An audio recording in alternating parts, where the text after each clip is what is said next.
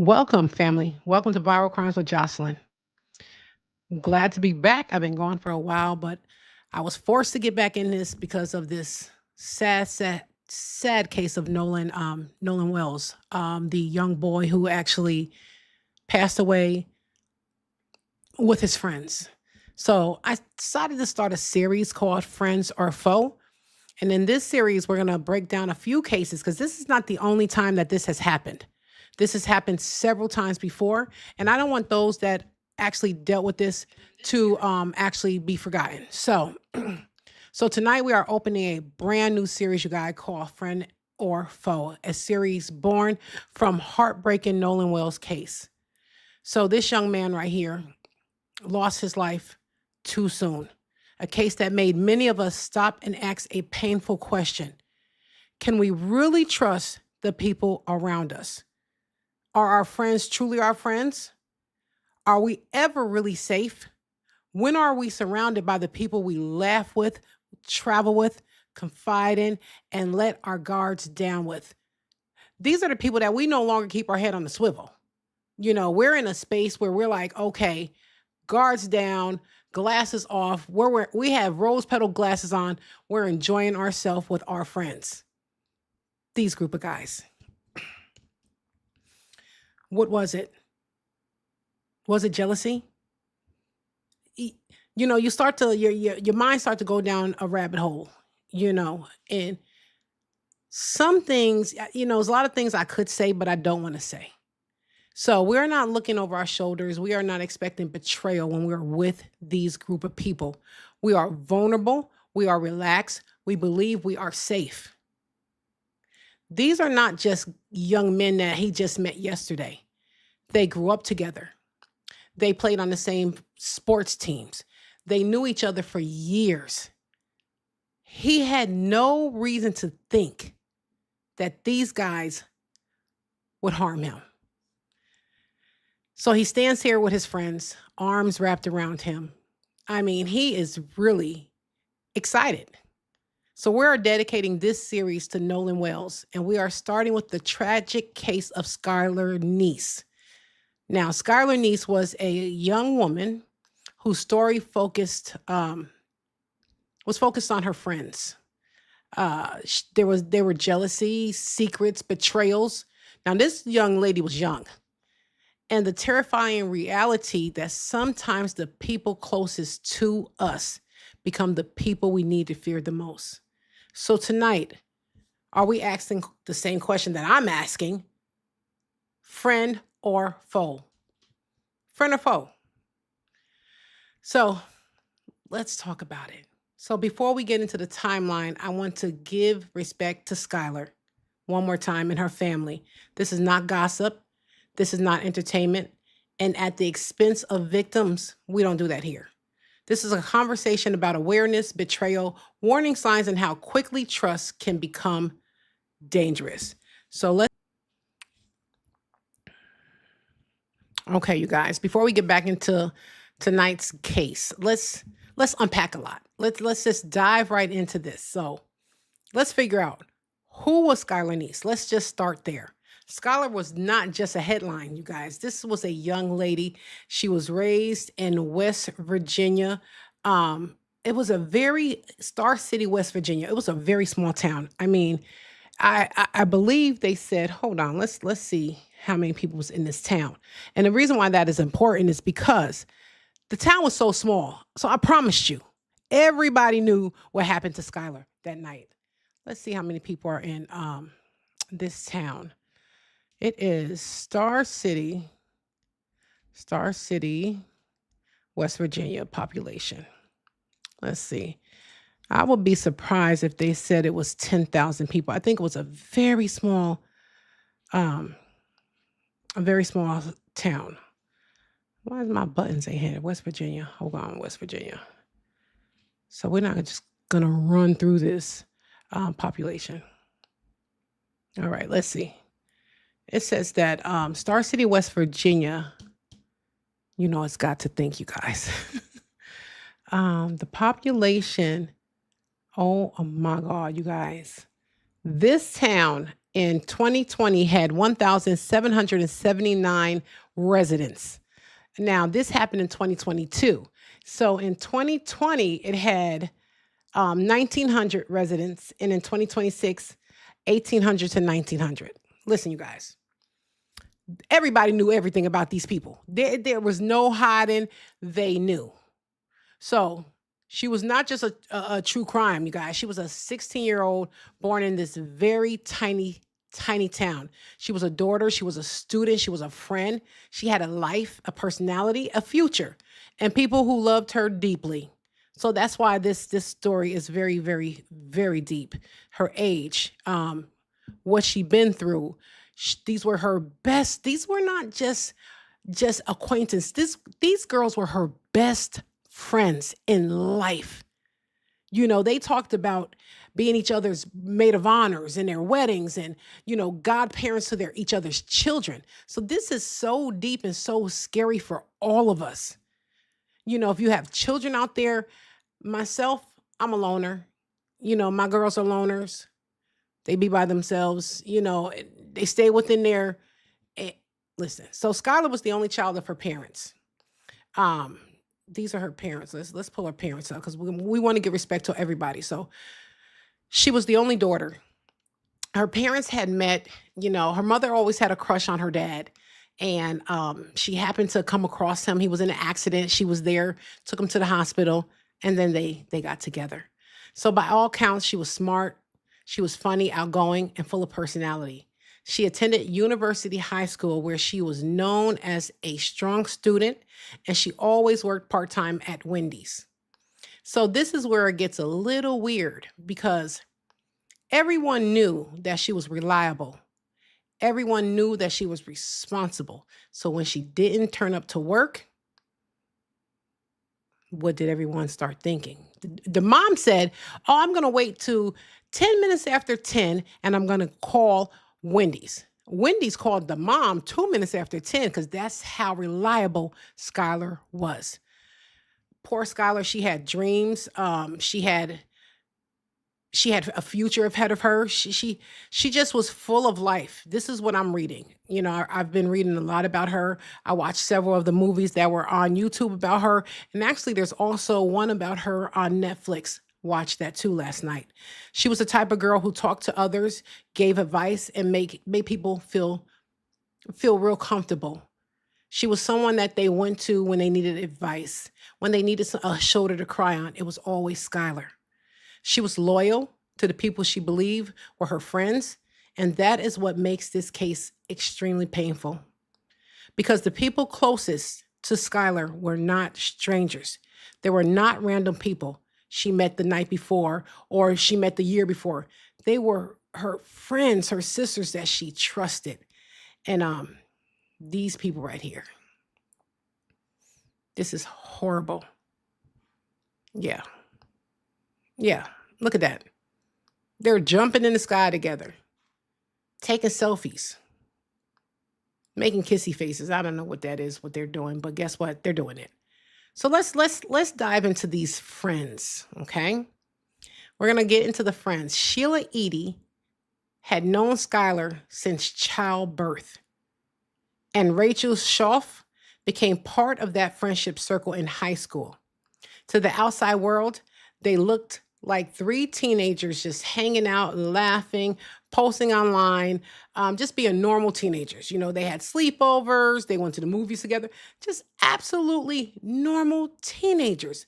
But behind the friendship, something was changing, you guys. What was making these friends not want to be friends with Skylar? Was not like Scarlett came from a family that had lots of money. That was not the case. Um, but yet tensions start to arise. There were secrets, there was jealousy, there were exclusion. Can you imagine being friends with someone for, we'll say the first friend, they were friends since they were younger. But imagine being friends with someone more than 3 years. And then all of a sudden they start leaving you out. Can you imagine?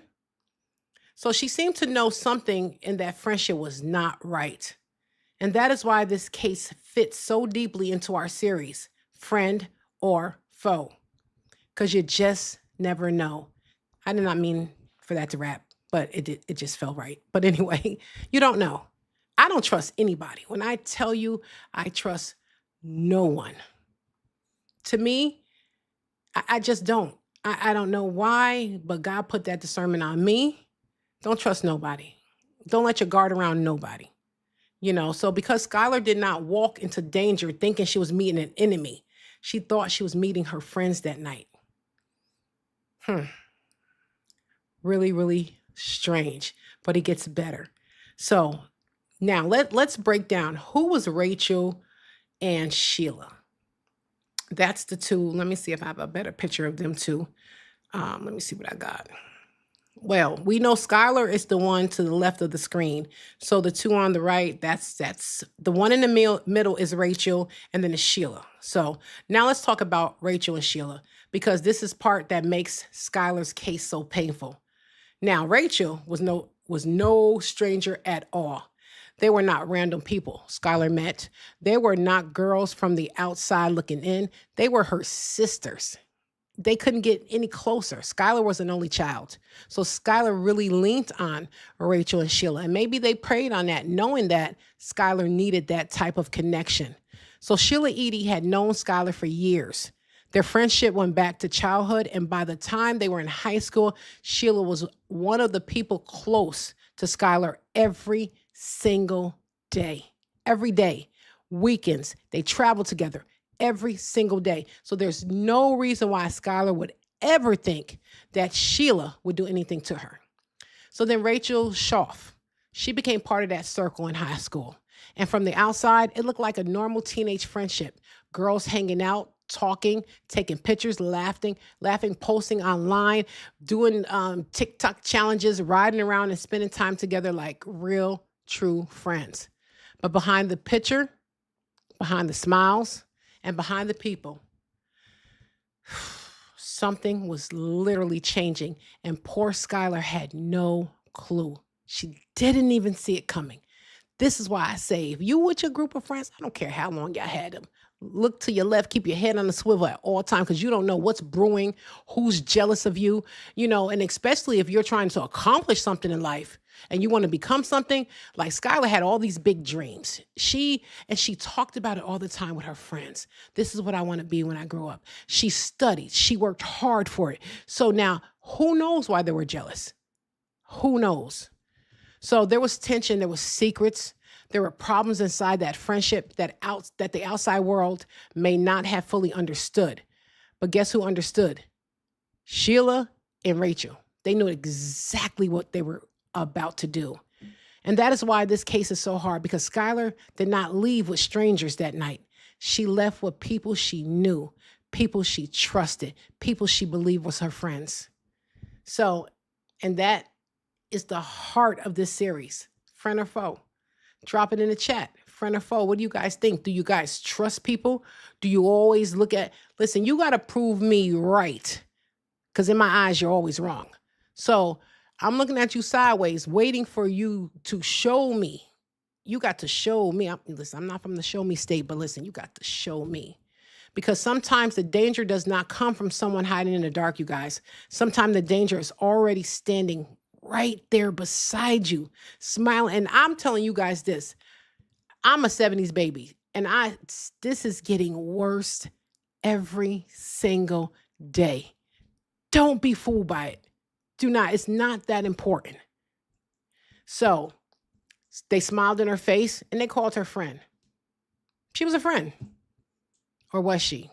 We're gonna get into a video right now. I'm not gonna talk through the whole thing. But I do have some more stuff going on that I do want to discuss. Let me see why this is not. I think I might have timed out. Hold on, y'all. There we go. Okay, we're gonna watch this short video. It's not long, but it'll give us a better understanding who Skylar was and who these two nincompoops were as well. All right, let's go.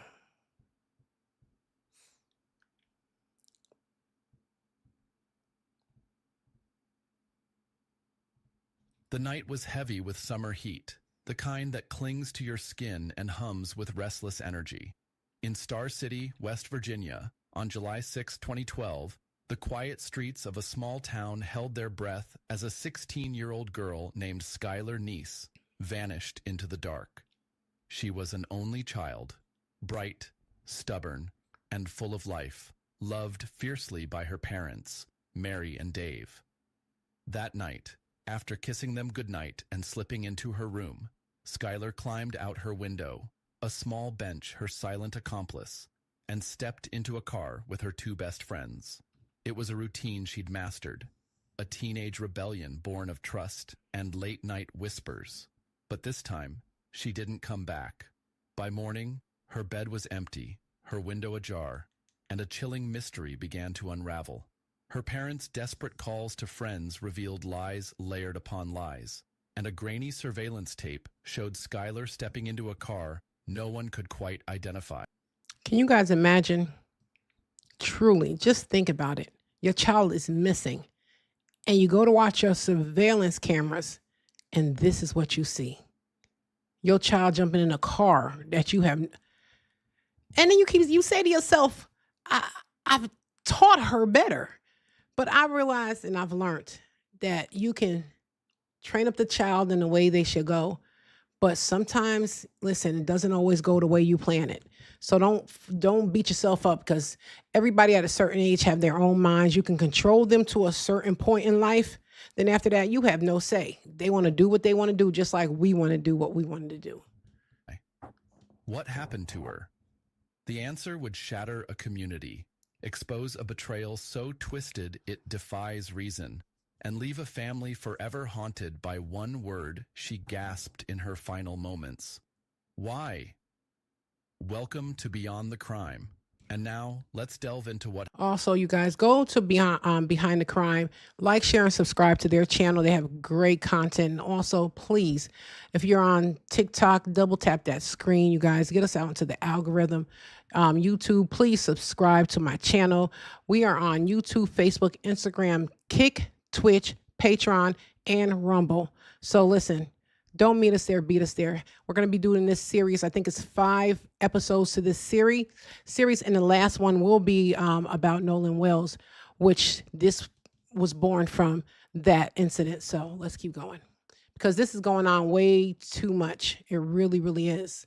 I would never even promote for my children at this age to have friends. It's not necessary. happened to Skylar Neese. Skylar Neese was born on February 10, 1996, to parents Mary and Dave Neese. Often described as brilliant, empathetic, willful, and effervescent, Skylar was an only child. She grew up and went to elementary school in Cheat Lake, West Virginia. When Skylar was in the 2nd grade, she met Sheila Eddy. Sheila, who was 5 months older, was also an only child. You guys heard that? 2nd grade.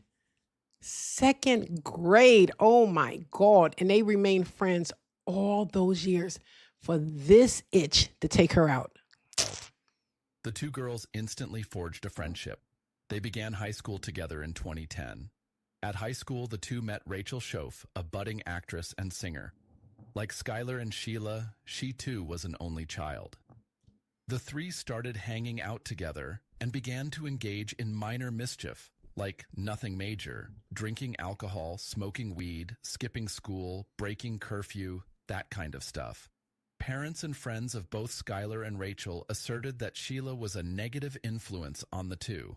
Some of Skylar's friends actually avoided hanging out with her when she was with Sheila, whom they described as cruel and manipulative. Rachel's friends said the same thing about Sheila, whom they attributed alterations in Rachel's demeanor and conduct to. Regardless, Skylar had no intention of breaking up her relationship with Sheila, a friend she admired. Rachel's motives for maintaining the association with Sheila were more obscure. Now, imagine she listened. Imagine she took heed to what these people were saying and got the hell away from that girl. You know what? We all go through it. I had a friend my mother couldn't stand. My mother would tell me, don't bring that girl around here, but she remained my friend until I was in my 40s. So it happens. And then she stabbed me in my back over and over and over and over again. And then the friendship ended. But She was from a relatively affluent family and was more popular than Sheila. She didn't really need her to be cool. This is just straight out of high school drama. It's ridiculous. I think Rachel just liked the fact that with Sheila, she was able to engage in activities forbidden by her religiously inclined peers. She was able to break the rules with Sheila. Anyway, despite, Sheila being consistently portrayed as the malevolent influence, it was Rachel who, upon entering the dynamic, precipitated a shift. For a while, everything seemed to be progressing normally until their sophomore year. Skylar then was thrust into an uncomfortable position when, during a sleepover in late summer 2011, she witnessed Sheila and Rachel engaging in intimate relations while inebriated.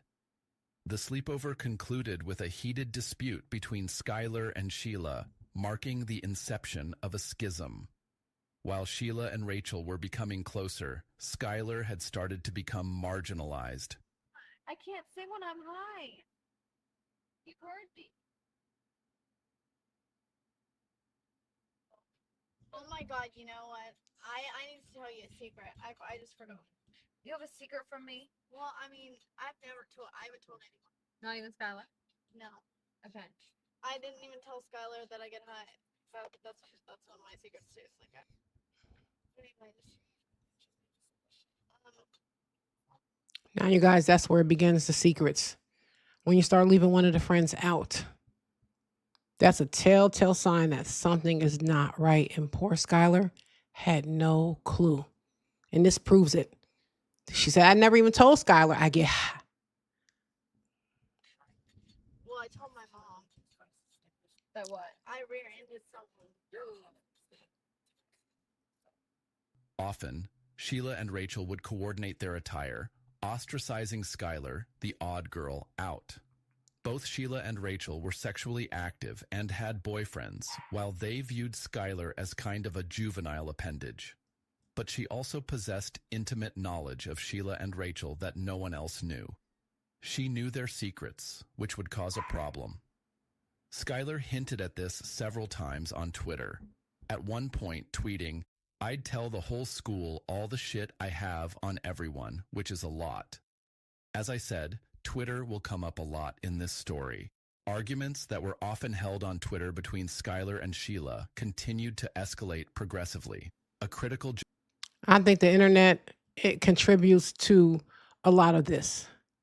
You know, I believe that the internet can be the catalyst that can just break everything. Why do people feel the need to get on the internet and start, you know, it's like a wordplay of trying to diss their friends or something, like people are stupid. You know, so these are what this one say. A good vent session is always nice. Sometimes I worry I'll still be saying dude when I'm 50, which is way too old for it to be acceptable. And also completely ashamed I used the wrong your in the last tweet. Would never happen. Well, this is not nothing against them, so I don't know why this is important, but let's keep going, you guys. Juncture came when, in early June 2012, Skylar and Sheila spent an entire one-week trip to Myrtle Beach, quarreling incessantly. And when they got home, Sheila told Rachel that Skylar must be eliminated. Now, Sheila's call for murder was not entirely unforeseen. Fellow students and a teacher even had overheard the girls discussing methods for disposing of a body in October 2011. They should go to jail. Anybody that heard anything, saw anything, and did not speak up, put it behind your back, clink it together, they should go to jail. I say this all the time. If you had knowledge, anything, acknowledged anything, heard anything, saw anything, a whisper, and you said nothing, especially the teacher, this is so ridiculous. It could have been prevented. Now, the fact was that just a few weeks before they were overheard talking about that, a body had been discovered not far from where they lived. So, it wasn't really thought of as that odd at the time. But according to one girl who overheard them, they were specifically talking about Skylar. However, when this girl told Skylar, hey, I just overheard your two best friends talking about how to dump your body, nobody would find it. Skylar was like, oh, they're just messing around. No biggie. Whatever. Even so, she confronted the girls about their conversation, but they assured her it was nothing. Would you guys rather suffocate or get shot? Get shot. Shot. Wait, it depends on where. Would you rather in the head? Shot. There would be no suffering. Why are they having conversations like this?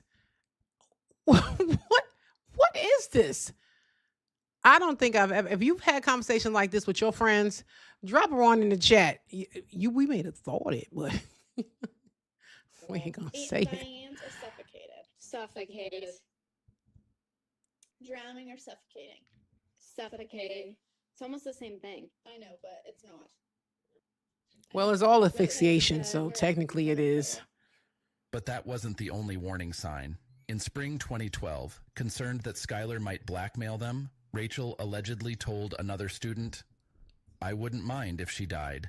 As you do. What does she Rachel know? also casually suggested, we should kill her, during a science class, followed by Sheila nodding in agreement. Still, the group continued to hang out together. And while Skylar was aware of the deteriorating state of her friendship with Sheila, her best friend, she had no idea what was coming. This was her last tweet. On Thursday, July 5th, 2012, Skylar got home from her shift at Wendy's at about 10:10 p.m. She then kissed her parents goodnight and went up to her room. Around midnight, Sheila and Rachel either called or texted her, asking if she wanted to go for a ride with them. Sheila parked her car next to the niece's apartment, and Skylar, as she usually did, it had become a habit for her, slipped out of her room, placing a small bench beneath the room's window, and she got into the car with the two other girls. Unbeknownst to Skylar, the trunk of Sheila's car contained a shovel, fresh clothes, towels, and bleach. The three girls then drove to Morse Run Road, a one-lane back road. Sheila parked the car on a spot about a mile into the road, and they got out. They chatted for a while, and when Skylar started walking toward the car to pick up a lighter, the girls counted to 3, and, on this pre-arranged signal, started stabbing Skylar with knives they had kept hidden beneath their hoodies. Skylar tried to run, but she was tackled by Rachel. Skylar managed to grab Rachel's knife and fight back, inflicting a cut above Rachel's ankle. But she was overpowered by the two girls, who stabbed her repeatedly. The girls then stood over her, watching. Can you imagine? Oh my God. Can you imagine what was going through her mind? Like looking up at them like, what is going on here? Why are you doing this? Because yet no one has said what angered them so bad. She had secrets. What did they do? Was the body that came up prior, was that them? And she knew it? This is it's evil. Watching her die. In her dying moments, she could only say, "Why?" Sheila and Rachel had planned to bury Skylar, but the ground turned out to be too rocky for their shovels. Instead, they moved the body next to a big tree and covered her with rocks and branches. After washing themselves in a creek, the girls disposed of their bloody clothes and knives, but left Skylar's turned-off cell phone next to her body. All of this took a few hours, and the girls were back home by dawn. The next day, Skylar's parents left for work early. They assumed Skylar was still asleep in bed. Her father, Dave, came home around midday so that Skylar could borrow his car for her shift at Wendy's. However, no one was home, and the door to Skylar's room was locked from the inside. Dave then noticed a small bench outside and an open window and realized Skylar had slipped out at some point during the previous night. He immediately called Sheila to find out if she had been in contact with Skylar. She admitted to having talked to Skylar on the phone around midnight, but hadn't seen her. Soon after, Mary, Skylar's mother, got home, and a manager at Wendy's called asking about Skylar. With the situation becoming more alarming, the nieces called the police. Then Sheila rang. This time she changed her story, admitting that she and Skylar had, in fact, gone joyriding. Listen, you guys, this is for pure awareness because it goes on too much. And we have to get these things out here so our children know to not trust no one. So that's why I want to do this series, not for myself, but for our young people. You know, I have girls, I have nieces and nephews, and I just want them to be aware that it does not matter. You can be friends with somebody since the 2nd grade, and that person will take you out. And not think twice about it, and get in with the other person that has a little more influence on, you know, the friend that she was friend with for 2 years. So it's always that strong person can get a group of people to do something that they truly do not want to do. So trust no one, you guys, no one. All right, let's Riding the previous night. According to her, they had picked Skylar up around 11 p.m. and dropped her off at the end of the street in less than an hour before midnight. Skylar's mother, Mary, knew something was seriously wrong, and she took to Facebook. Soon after, Sheila and her mother, Tara, arrived at Skylar's home, wanting to help in the search for Skylar. They began by knocking on, and she took to Facebook. And she says, Angel, She actually came home from work and snuck out her bedroom window when I was in bed. Sound familiar? We have security cameras and they show her getting in a car with someone, but none of her closest friends seem to know anything, and no one has seen or heard from her since.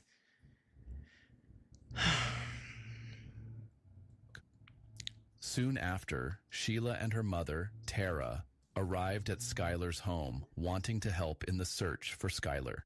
They began by knocking on nearby houses. Have you seen her? Is she here? Did you see anything? They got nothing. Then they asked their landlord, who had surveillance video, and they saw the surveillance footage. No one at the time realized the car Skylar was seen getting into was, in fact, Sheila's car. Now, no one at this point actually suspected Sheila's story, so they didn't bother to rewind even further to see if Sheila had, in fact, picked her up at 11 and dropped her off at home. They didn't bother. They just saw Skylar getting into some stranger's car. It was Sheila's car, but for some reason, nobody recognized it as Sheila's car. They even, erroneously, described it as an SUV, when it was not an SUV. It's quite strange. And when the police officer who had arrived viewed this surveillance footage, he said, "Get this, she probably just voluntarily ran away with some guy, and she'd be back in a few days. Don't worry about it." Possibly the most misguided advice you could ever give someone, like ever. After Skylar went missing, Sheila definitely played the victim card. Kind of.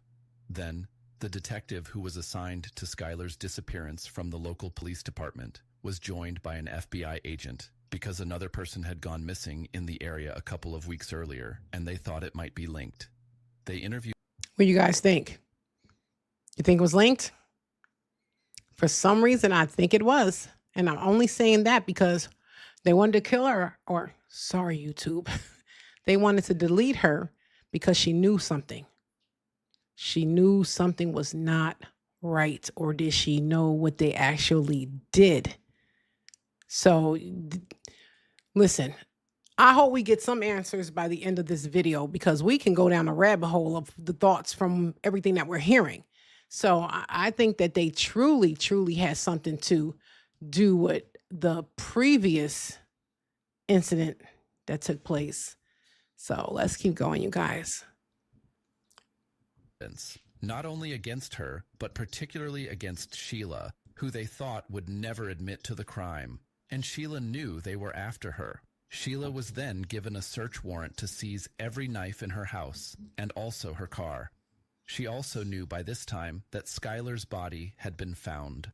On March 13th, the body had been verified as being Skylar Niece's, and this information was released to the public. Skylar's postmortem revealed she had been stabbed 50 times. Oh my Still, God. nothing else really about the circumstances of her death was announced. Right. And Sheila tweeted this on that day. About a month later, Sheila then tweeted this. On May 1st, Rachel surrendered herself to the authorities, and she had her first day in court, where she pleaded guilty to the murder of Skylar Niece. She agreed to testify against Sheila in any trial. In exchange, the prosecution agreed to recommend 20 years for second-degree murder. Sheila was then arrested at Cracker Barrel while dining with her mother. On September 4th, Sheila pleaded not guilty to the charges of murder, kidnapping, and conspiracy. Then, at Sheila's pretrial hearing on January 24th, 2014, Sheila started sobbing as soon as she sat down before the trial had even begun. Often, she'd cling to her attorney for support. She then changed her plea and pleaded guilty to first-degree murder. In exchange for her guilty plea, the prosecution agreed to a sentence of 15 years to life with the possibility of parole after 15 years. Sheila Eddy, how do you plead to the offense of murder in the first degree of the felony charged in count 3 of the indictment in this case? Guilty. The record will reflect that the defendant has entered a plea of... I will say this, you guys. As the investigation continued, their stories did begin to fall apart. At first, Sheila Eddy and Rachel presented themselves as Skylar's worried friends. They participated in the searches. They spoke with their families, and they acted as though they were desperate to know what happened to their bestie. but investigators began noticing inconsistencies. Their timeline did not always match. Their explanations changed, their behavior rose questions, and the evidence began pointing towards the very people who claimed they wanted Skylar home. So the truth did not unravel all at once. It became apart slowly, and contradictions, one suspicious detail, one lie after the next. So, you know what? When you have to lie at this magnitude, there's no way you will continue to tell that same line every single time someone investigates or interviews you. It's gonna change. The truth never changes. The chair is brown. It's brown. But if you're like, "Oh, the chair is brown and it's got a little bit of pillows on it, and it's got 8 pillows, and you're giving too much information, it's all a lie." So, betrayal, friend or foe. This is where the words friend or foe becomes painful. And I came up with this thing, and I was just like, Skylar did not leave home expecting to meet strangers. She willingly got into a vehicle with people she trusted, people she laughed with, people she shared secrets with, and considered her best friends. Her guard was down. She believed she was safe, you guys. That is what makes this portrayal so difficult to understand. And we still don't know why they did it. It was so senseless in our eyes because we never got a true answer on why these girls did this to this young lady. It makes no sense. They came from families that had stuff. I believe Skylar's parents, her dad, I can't remember what it said her dad did. I think her dad worked at Walmart and her mother worked at a doctor's office, like at the front desk, where the other 2 girls, they had a little more. So they couldn't be jealous of her for her financial reasons. I just don't understand that. I wish we had more answers. So Skylar's story forces us to ask a frightening question. How well do we truly know the people closest to us? We don't, you guys. We're going to get back into this video and finish this. I just wanted to say that. Let's keep going, you guys. Guilty to the offense of murder in the first degree, the felony charged in count 3 of the indictment in this case. You may be seated. It's the chair, please. Ms. Eddy, have you heard what the prosecutor said the state's evidence would be? Yes, sir. Is that substantially correct? Yes, sir. Is that what happened? Yes, sir. Ms. Eddy, are you entering a plea of guilty to the offense of murder in the first degree, the felony charged in count 3 of this indictment, because you are in fact guilty of this offense? Yes, sir. My name is David Neese. I'm Skylar's father. I'm here today with my wife, Mary.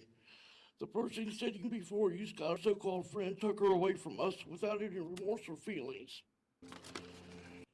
You can look into the eyes of those who are responsible, but you can never hear what they heard as they were taking her life.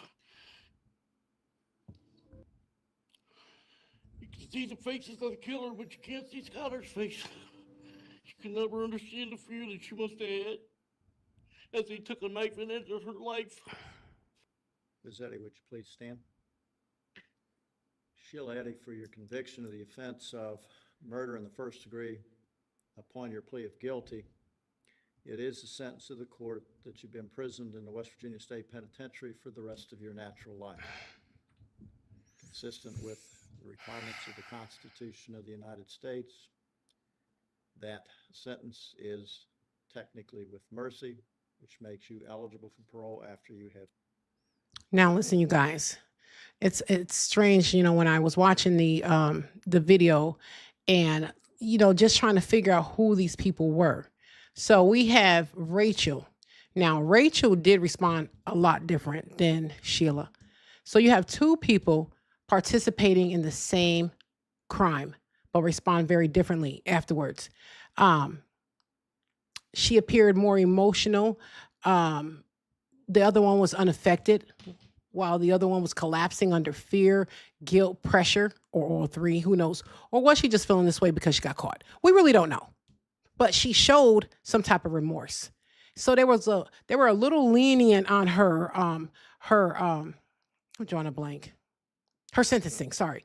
So yeah, so that's how come she ended up with the 15 to life, where I believe the other one got 20 or more. So Rachel's breakdown does not undo what happened, you guys, but it became a point where the secret could no longer remain contained. But yet, she doesn't say why. So, Chad, do you believe that Rachel's confession came from genuine remorse, fear, or being caught, or an inability to continue carrying this large secret that had to be like, I know she couldn't sleep. So Rachel finally confessed, and she and Sheila had planned Skylar's deletion. She also led investigators to the location of Skylar's remains. For Skylar parents, the confession provided answers, but those answers were more devastating than anything they could have imagined. Ooh, should we keep going with the video? We might understand why these so-called friends did this to their bestie. I feel okay by myself. Listen, I may be alone, but I'm not lonely. I enjoy my private time. I love being by myself, spend some time with my husband, my kids, but I'm good on it. So let's get back into the video. It's almost finishing up, you guys. Come on, finish up. Requirements There we of go. the Constitution of the United States. That sentence is technically with mercy, which makes you eligible for parole after you have served 15 years. Why they give her mercy? She didn't give Skylar mercy. After the trial, Dave Neese, Skylar's father, swore that he'd be at every parole hearing to make sure Sheila never walks free. Dave, I also have a question for you. I know nothing will ever replace losing your daughter, but does this bring any sort of sense of closure? Heck no. Can your family start to? Like I said before, there's no closure at all, I don't think. I mean, who knows how my mom works right now? But, if you can figure out, let me know. But the only way that there could be closure if they both were in prison. I know they're both in jail right now. One of them's been sentenced, one of them hasn't. After the other one gets sentenced, then we can start worrying about all that. But right now, I don't think it'll ever be closed. My little girl was something you can't close. Rachel's sentencing hearing began on February 2nd. She accepted the sentence, 30 years, for second-degree murder with the possibility of parole after 10. And still to this day, we do not know why they did this. And that is a question we would like an answer to. Because what in the world would be so bad that you would have to kill Skylar and to put her through what you did? You didn't think about that when you were doing it, so why would we need to think about how you feel now? You stood there for over a year, comforting, being with us, telling us you knew nothing. When the police and everybody was coming close, then you decided to confess. You need to think about everything you put us, your family, and everyone else through with not being able to have the pleasures that other kids would have. No grandchildren, no marriages, no prom, no graduation. How do you think that would make us feel? Well, let me tell you guys. It says right here, let me see. I saw something just now. I was researching it. And it says that the reported explanation was that they no longer liked Skylar and did not want to be friends with her anymore. That is what makes this case crazy to me. Friendships are allowed to end. People are allowed to separate, block her, change their phone numbers, go to another school. But deletion? Why was that the answer? This is all they've said, that they didn't like her anymore. What could make someone believe destroying another person is easier than ending a friendship and just walking away? Shaw reportedly told investigators they did not like Skylar and no longer wanted to be her friend. That is what they said. This is insane. I don't even know why they were young, stupid, but let's get into the prosecutor's information that we have on the video. Hold on, y'all. Here we go. Both are currently serving their sentences at Lakin Correctional Center. In 2014, Skylar's parents sued the girls and their mothers for damages over Skylar's death. They were arguing that the parents, by neglecting to supervise their daughters, are partially responsible for what happened to Skylar. Now, that doesn't really seem right. I mean, Sheila and Rachel's parents are no more responsible for what happened to Skylar than Skylar's parents are for not watching her enough, and therefore, she was able to escape out of her room the night she died. Now, that case never went to court. Skylar's parents accepted an offer from their legal teams. They settled for $5,000. However, it's unlikely they will ever see that money. One of the most disturbing things about this case is how there was seemingly no motive other than they didn't like her anymore, which is terrifying and profoundly disturbing. It is an extremely tragic and heart-wrenching case of what happened to Skylar Neese. A case of teenage jealousy, anger, resentment, I don't know. The story of Skylar Neese lingers like a shadow, a haunting echo of trust betrayed and a life stolen too soon.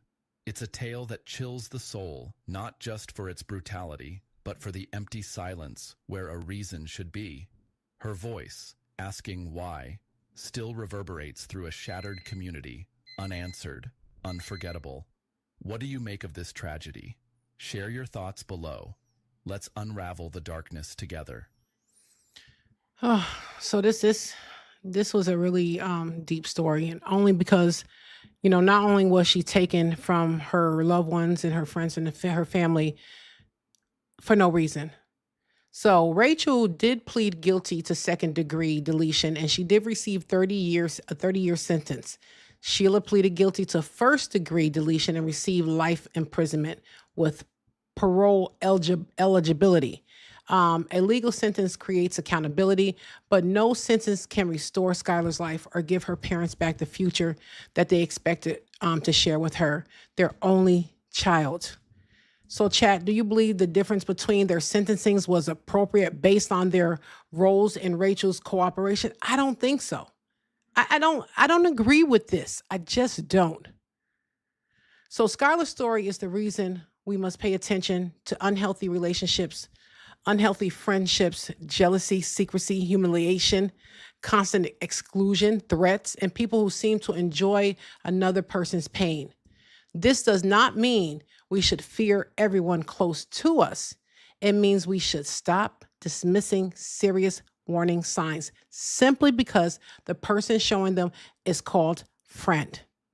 Skylar was not betrayed by strangers, you guys. She was betrayed by people who knew how to make her feel safe.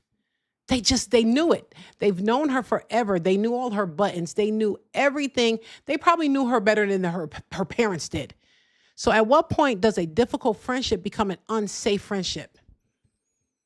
This is Friends or Foe, a Viral Crimes Jocelyn series. We remember Skylar Neese, and we pray for every family affected by betrayal and violence. So you guys know that I like to, end my videos with a prayer for the families, and this video is not going to change. So, Heavenly Father, we come before you with heavy hearts, remembering Skylar Neese and Nolan Wells, and every life that has been tragically taken too soon, Lord. Lord, please comfort the families, the friends, the communities. Lord, give them strength during the moments when the grief feels unbearable, and surround them with love. Place a hedge of protection around them. Give them peace and support, Father God. We pray that every hidden truth is brought into light, that justice is served, and that no family is left without answers, God. Please give our children and loved ones wisdom, discernment regarding the people around them. Protect them from betrayal, manipulation, jealousy, and hidden danger, Father God. Remind us to listen when something does not feel right, and never ignore warning signs. So, Father, guide the Viral Crimes with Jocelyn and These Criminals Are Crafty. Help us speak the truth with compassion, honor the victims, respect their families, and never exploit another person's pain. May every video we create bring awareness, encourage meaningful conversations, and make you proud, Father God. I ask this in the name of Jesus, we pray. Amen. You guys, friend or foe, the Skylar Niece case. Thank you guys for joining the Viral Crimes family. We will be back for another part of our series. We have actually 5. I have 5 cases that we're going to discuss. And then on that last series, number 6, we're going to break down the Nolan Wells case. This case is riveting to me. There's so many moving parts. So many things are being discovered. So I'm trying to wait it out. I'm trying to wait until we get the full story. So I decided to go this way with it. The parents are finally speaking out. We're hearing things that is a little suspicious. I know the sheriff's department is now starting to see something is not right, or being forced to see it because now that they hired Crum, the attorney, and then now they have Jesse Jackson was there. They had what's the other guy? Oh my God, he's the producer of movies. I can't remember his name. Jesse Jackson was there. Oh my God, it's on the tip of my tongue. I'm just gonna forget about it, and I'm gonna get mad because when I get off this computer, I'm gonna be like, "That's his name." But anyway, so they had a whole lineup. We have Tyler Perry is paying for his funeral service. Colin Kirkpatrick, I don't know how to say it, but he's doing the autopsy. So people are really gathering behind this family to help figure out what has happened. My big thing is when I realized, when we heard, Mom said that she was checking her Juicy, what is the name of that thing? Snapchat, sorry. My niece is here. Snapchat. Say hi, Juice. Hello. So yes, so Mom was checking Snapchat. No, she had Life 360.